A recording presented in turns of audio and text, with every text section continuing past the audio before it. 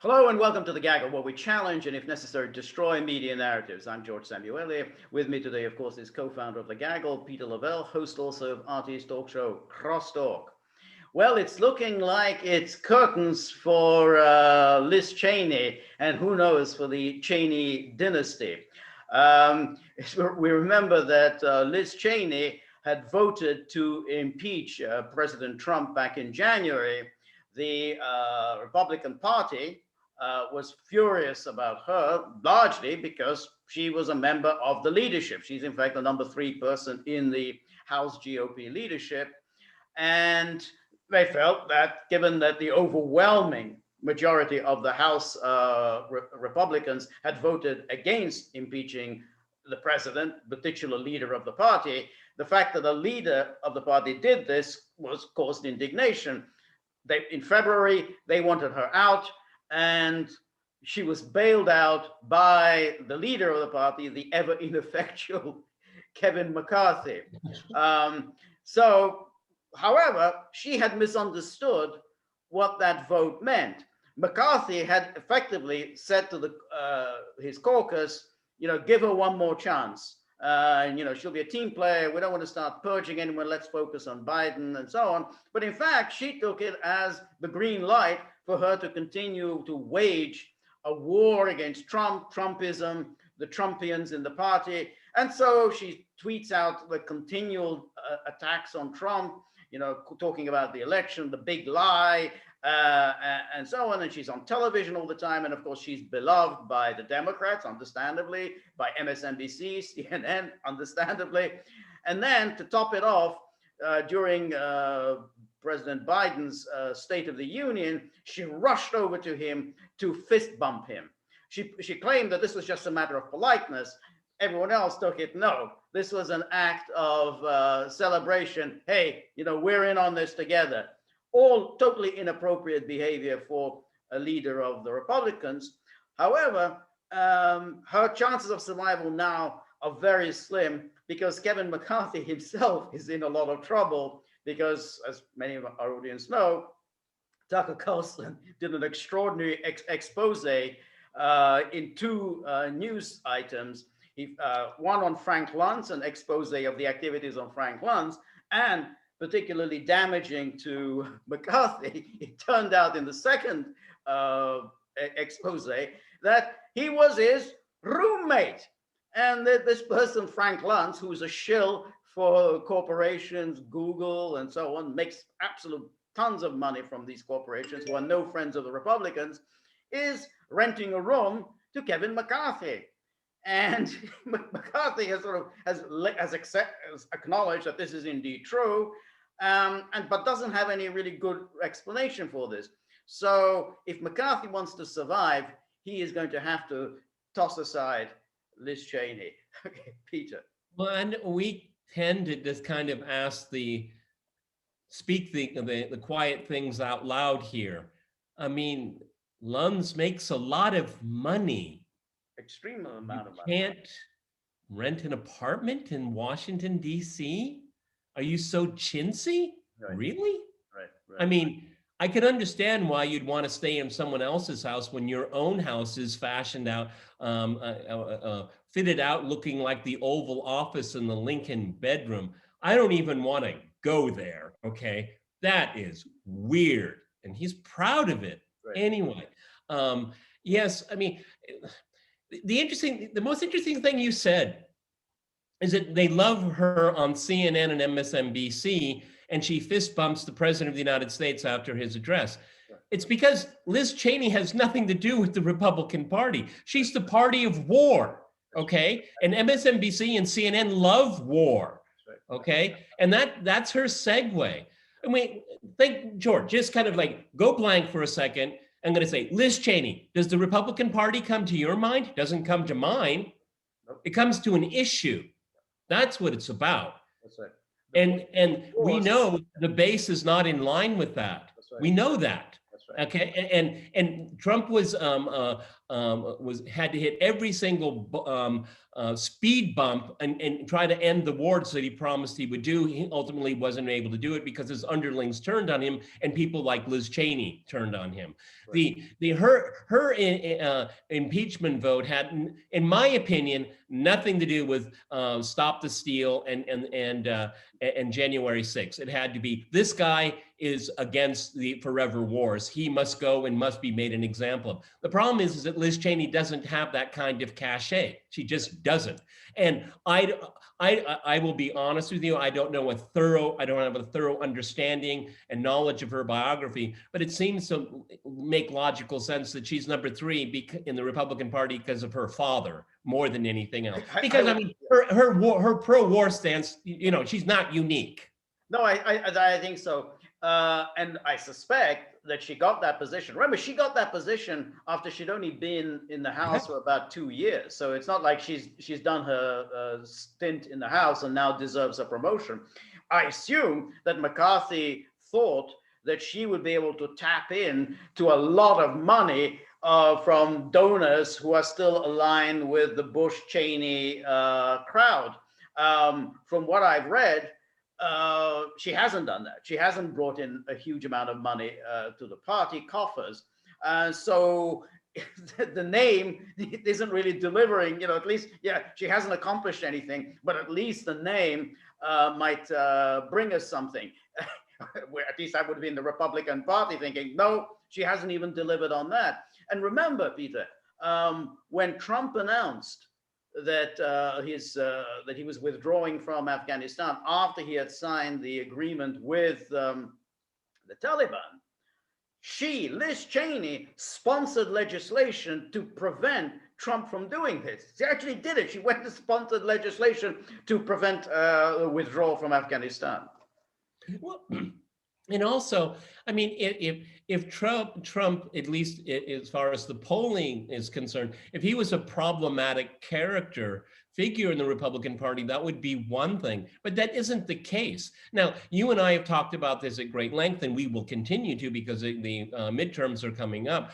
There's a huge crisis in the Republican Party, and Liz Cheney is adding to it because the leadership, good, fine, they can focus all their attention on Liz Cheney and show the base that, they're against Liz Cheney, but they're still not aligning themselves with the base. This is something, this is outside of what's the raging debate within the party. Now, the media will make it look like something else, but it's not true. I mean, she's a thorn in the side for a lot of people for a lot of reasons, okay? Right. But it's not resolving the issue within the party. Right. Kevin McCarthy can go and, and never appear on Fox again. I'd be happy, okay? I don't care about him. I don't know if anybody really does, okay? No. And he put himself into this pickle himself. Right. Okay, he, just like the Republican leadership, indecisive, reacting, testing the waters, don't want to ruffle too many feathers. This is not the leadership. The 74 million people voted for Donald Trump. That means something. Okay, Liz Cheney, that means something. That's exactly right. And McCarthy had an opportunity to do what the party wanted. Look, her own party in Wyoming. This is Wyoming. This was Dick Cheney's congressional seat. This is, Wyoming. It belongs to Dick Cheney. Her own party voted to censure her. She's already being subjected to primary challenges. Already, the several candidates have already kind of stepped forward to challenge her in the primary. So she cannot survive in Wyoming. And yet McCarthy bailed her out. The Republican Party, the House Caucus, said we want her gone, and he went there before the caucus and said, hey, please be loyal to me. I chose her. Let's stick together. Let's focus our anger against Biden, not against one another. And he dropped the ball, and now he's in a pickle. And this could be incidentally more serious, because if it turns out that he wasn't really paying any rent to essentially a lobbyist, or paying a ridiculously under market rent. He claims he was paying market rent. We'll see. Probably somebody should say, "Hey, show us your rent slips from your landlord, please." So he really needs, in order to survive, he has to do something to placate his caucus. So that's why it's hard to see how she can survive. You can't make this stuff up. Roommates, really. What do they do? Trade recipes? I'm sorry. I think it's really weird. The leader of the Republican Party in Washington, D.C., and one of the highest paid pollsters in America, they share an apartment. Okay, that's all right, I guess. Did you see the cartoon that accompanied, I think, Tucker's item, where he had the two of them in pajamas? Bunk beds. No, going back to Liz here, the thing is that you're absolutely right, because it's they like to maybe spin it as it gave her a second chance so they wouldn't offend her donors, but those donors are not there. Right. Okay, so there was no logical reason. I mean, it's a hierarchy. Everything in life, in biology, the world, among trees, fish, dogs, everything's a hierarchy. You can dislike it, but it is a hierarchy. Everything is a hierarchy, and he is at the top of it. And he decides. That's why he's there. Okay. So he dropped the ball on that, embarrassed him, giving her a second chance to do what? Right. To change her views? Liz Cheney? At least you got to give her that. Right. Yeah. And she arrogantly just turned her finger and openly treats McCarthy with contempt. Probably deservedly so, but she openly just defies him and just simply does her own thing, just saying, I'm just going to ignore whatever McCarthy says, I'm just going to say what's on my mind. And McCarthy knows how, he may not like Trump. He knows how powerful the influence of Trump is within the party. And while she is there as a leader in the party, there is no way in the world the Republicans are going to win back in 2022. I mean, it's obvious. I mean, it should have been obvious to him in February that if you want to win in 2022, you have to get rid of her. What McCarthy needs to do, he couldn't figure that out. What McCarthy needs to do is to tear a page from Erdogan. Take the chair, okay? Right. Just take the chair. Okay? That's a signal. You can't sit down here, okay? So hopefully this is the death agony of this whole saga here, which is really quite odious, and it shows the lack of leadership. It shows the lack of fortitude. What the hell is going on? I mean, as we stand right now, they could pick up 20, 30, 40 seats in the House if they play their cards right. Easily, yeah, absolutely. Yeah, it's clear that all the polls that are suggesting that Biden enjoys some kind of popularity are fraud. We saw what happened in that Texas special election. The Democrat isn't even going to be in the runoff. It's going to be a runoff between two Republicans. This is in a seat that Trump only won by 5 points. So the Democrat isn't even in the runoff. I mean, that's how popular Biden is. So and we know, just look at how few people even tuned in to watch Biden's soporific State of the Union. So, there's an open door there for the Republicans, but, while they keep her there, not just on a personal level, but because, as you said, she is the commander-in-chief of the war party. She's taken this role over from John McCain. And incidentally, it's no surprise that Meghan McCain is posing now as the great defender of Liz Cheney. Liz Cheney is poison. I mean, she's absolute poison in American public life. I mean, this is a terrible person, because with her there, these wars will go on forever. What was the new organization that you and I talked about? Yes, the Vandenberg Coalition. Well, there she goes. There she goes. Yes. You'll be a senior fellow like that. Yes. Yeah, no, exactly. It really is an absolute shower that they have up. I would think, that she'll be gone. She's going to obviously decide that she's going to fight to the bitter end.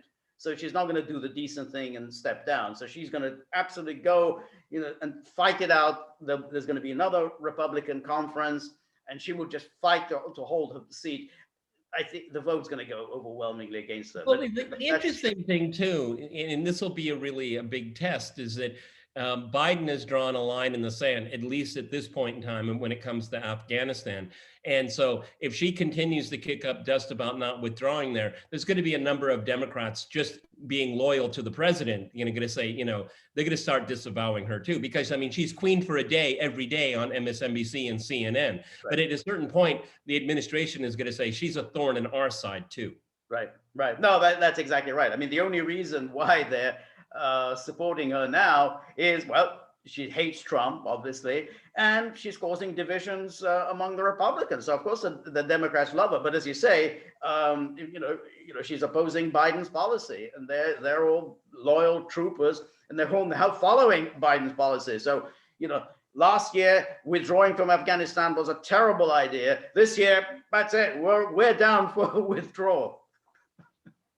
Irrespective of who proposes it, you and I are for it. Okay, exactly. we stay out of the fray. That's it. All right, Peter. We will of course be maintaining our customary laser-like focus on the Republican conference and its doings. And let's remind you again, we are now on Locals. We've started up on Locals, and the URL is thegaggle.locals.com. So please look us up there. And if you know Frank Luntz, ask him to join the community. I have a lot of questions for him. And to contribute, because he's got a fat wallet. He can certainly contribute. So we're also on Rumble. Look us up on Rumble. And if you like the Gaggle, please like, share, and subscribe. See you soon. Bye.